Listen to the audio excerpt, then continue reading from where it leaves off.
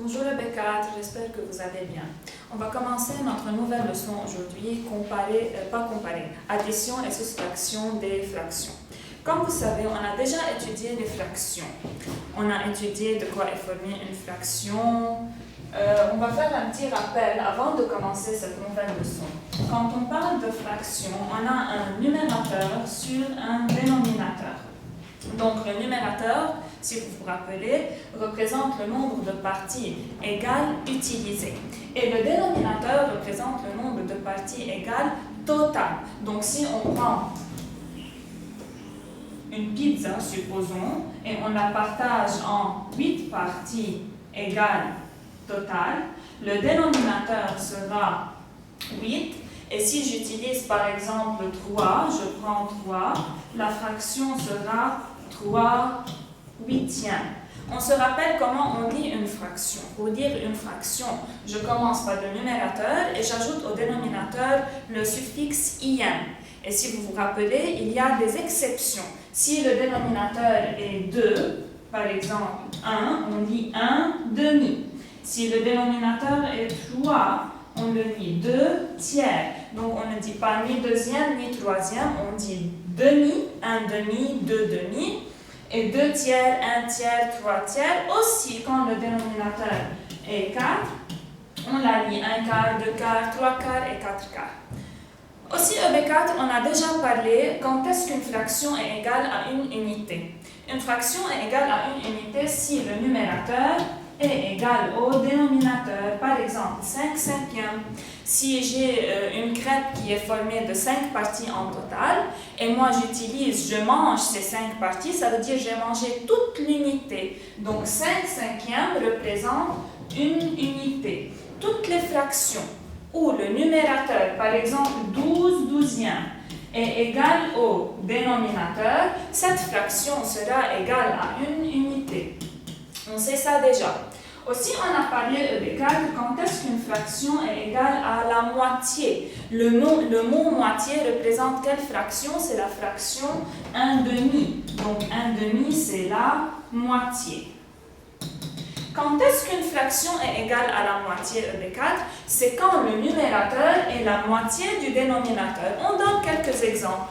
Par exemple, 4 huitièmes. Le 4 est la moitié du 8, donc 4 huitièmes est une fraction qui est égale à 1 demi. Une autre fraction, par exemple, 6 douzièmes. 6 est la moitié du 12, donc 6 douzièmes est égal à 1 demi. Un dernier exemple, par exemple, 12 24e, aussi 12 est la moitié de 24. Ça, c'est en ce qui concerne la fraction qui est égale à 1 demi, donc la moitié. Donc, je répète un peu, la fraction est égale à une unité quand le numérateur est égal au dénominateur. Elle est égale à la moitié à 1 demi quand le numérateur est la moitié du dénominateur. Aussi, on a parlé des fractions qui sont égales à 1 quart. Si vous vous rappelez, on a dit que 1 quart, c'est la moitié de la moitié. On a parlé de l'heure. La moitié, une demi-heure, c'est ça. Si je prends une demi-heure et je la partage en deux, la moitié de la moitié est égale à 1 quart. Donc, quand est-ce qu'une fraction est égale à 1 quart? Si le numérateur est la moitié de la moitié du dénominateur. Par exemple, si le dénominateur est 8. Quelle est la moitié du 8? 4. Quelle est la moitié du 4? 2. Donc 2 huitièmes est égal à 1 quart parce que 2 est la moitié de 8. Je passe rapidement sur ça. Donc, on a parlé quand est-ce qu'une fraction est égale à une unité, quand est-ce qu'une fraction est égale à la moitié, ça veut dire à 1 demi, et quand est-ce qu'une fraction est égale à 1 quart. Aussi, la fraction est formée d'un numérateur sur un dénominateur. Le numérateur représente le nombre de parties égales utilisées, qu'on a mangées, qu'on a utilisées. Et le dénominateur, c'est le nombre de parties égales totales. Et je vous rappelle, ce sont des exemples. Par exemple, ici, c'est une crêpe, mais on peut aussi parler d'une tablette de chocolat, des rectangles. L'important, c'est que toujours les parties soient égales. Sinon, on ne peut pas parler de fraction. Maintenant, je commence ma leçon.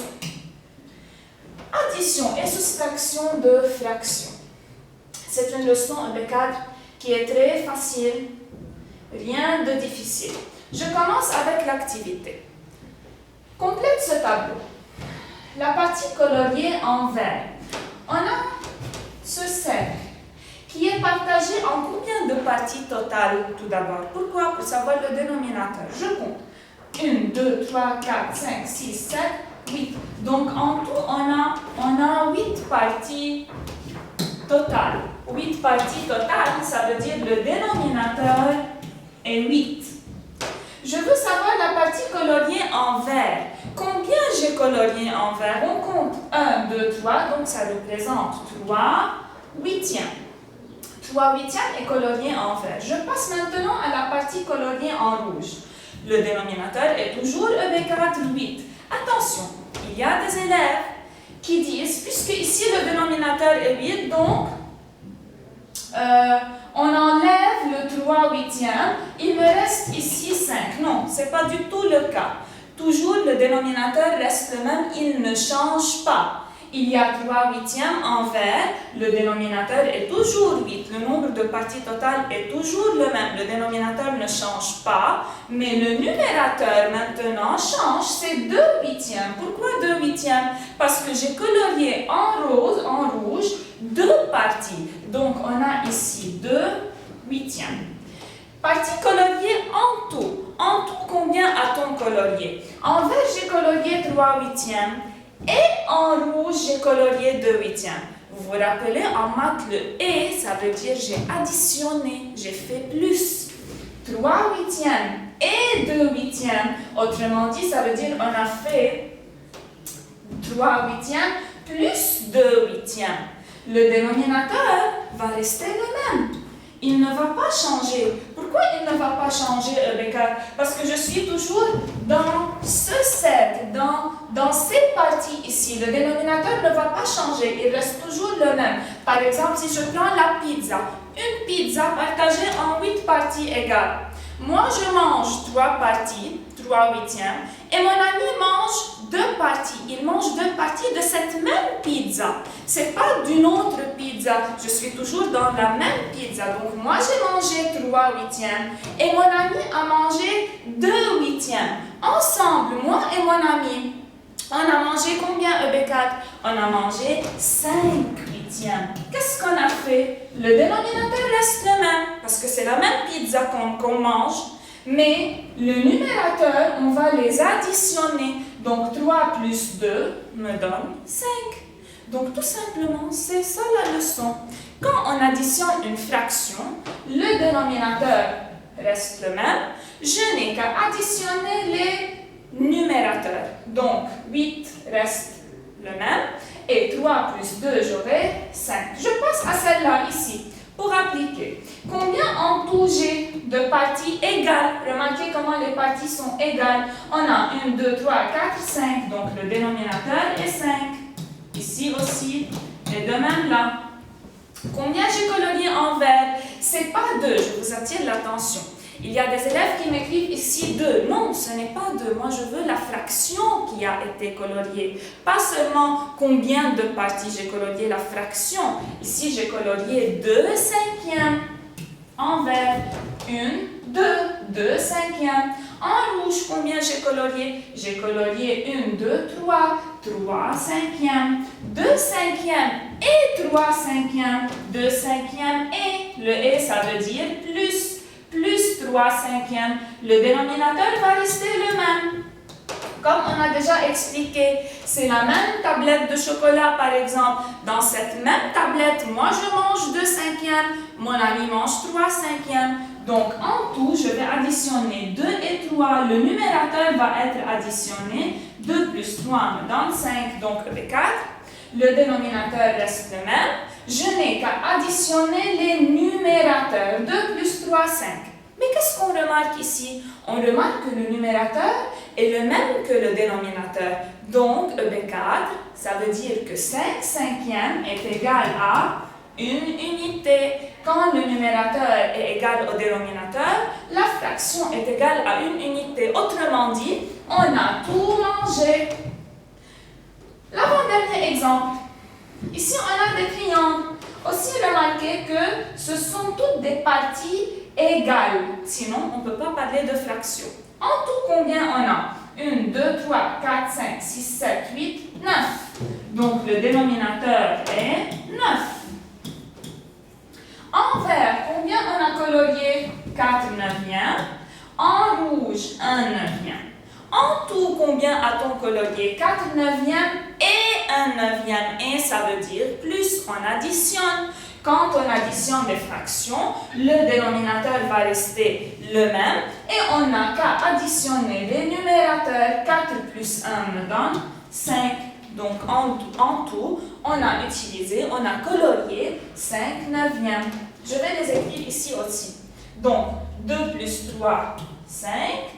2 plus 3, 5, ça veut dire, et toujours écrivez, quand vous avez le numérateur qui est égal au dénominateur, il faut écrire que c'est égal à une unité. Le dénominateur reste tel qu'il est, 1 plus 4 est égal à 5.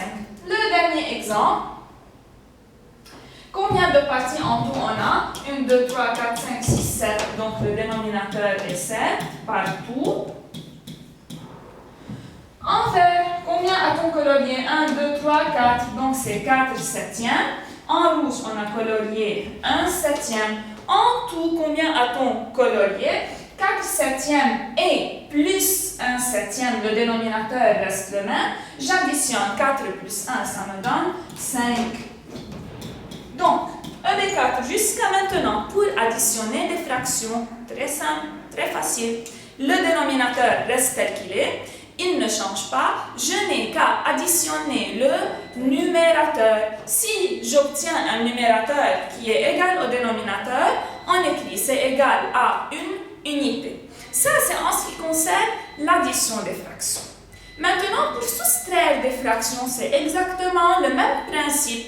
Le dénominateur aussi va rester le même et on n'a qu'à soustraire les numérateurs. On va donner quelques exemples. Bon, fini avec cette activité. Quelques exemples pour soustraire des fractions. EB4. Je donne un exemple suivant. Par exemple, 5 huitièmes moins 2 huitièmes. C'est une soustraction. Pour soustraire des fractions, le même principe. Le dénominateur va rester le même. Il ne change pas. Pourquoi il ne change pas? Parce que c'est dans la même pizza que je travaille. Dans cette même pizza, on a mangé, moi par exemple, j'ai mangé 5 huitièmes. Je veux enlever de ces 5 huitièmes 2 huitièmes. Combien reste-t-il dans cette même pizza? Puisque c'est dans cette même pizza, le dénominateur ne va pas changer. On n'a qu'à soustraire les numérateurs. 5 moins 2 me donne 3. Un autre exemple aussi.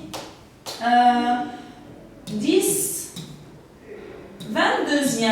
On peut avoir de grands dénominateurs. Rien n'empêche. Moins 6 22e.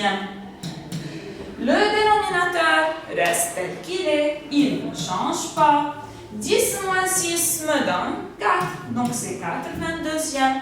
Je vous attire l'attention que toujours la fraction qui est au début doit être plus grande. On sait que pour soustraire, le nombre le plus grand est au début et on enlève de ce grand nombre un autre qui est plus petit que lui. Donc 10 est plus grand que 6, 10 22e plus grand que 6 22e. Toujours celui qui est, la fraction qui est au début doit être plus grand. Donc, c'est ça la leçon EB4. Pour additionner, pour soustraire des fractions, le dénominateur reste tel qu'il est. Vous n'avez qu'à soit additionner, si c'est une addition, on additionne les numérateurs, soit soustraire, on soustrait les numérateurs. Une dernière chose aussi, avant de terminer. Vous allez, après avoir bien entendu cette explication et même la répéter s'il y a quelque chose que vous n'avez pas compris, vous allez travailler les exercices de la page 74 et 75. Mais dans la page, dans le numéro 4, regardez bien un peu ici, je vais faire le premier exemple pour vous aider. 2 tiers plus combien est égal à 1? 2 tiers plus quelle fraction me donne 1? Le 1, c'est une unité. Une unité ici représente quelle fraction à votre avis? Ce n'est pas n'importe quelle fraction qu'elle va représenter. Une unité ici représente la fraction qui est égale à 3 tiers. Donc, quand on voit le chiffre 1, il représente une fraction où le numérateur est égal au dénominateur. Mais EB4, le dénominateur doit être toujours le même de celui qui est dans l'équation. Si dans l'équation j'ai 2 tiers,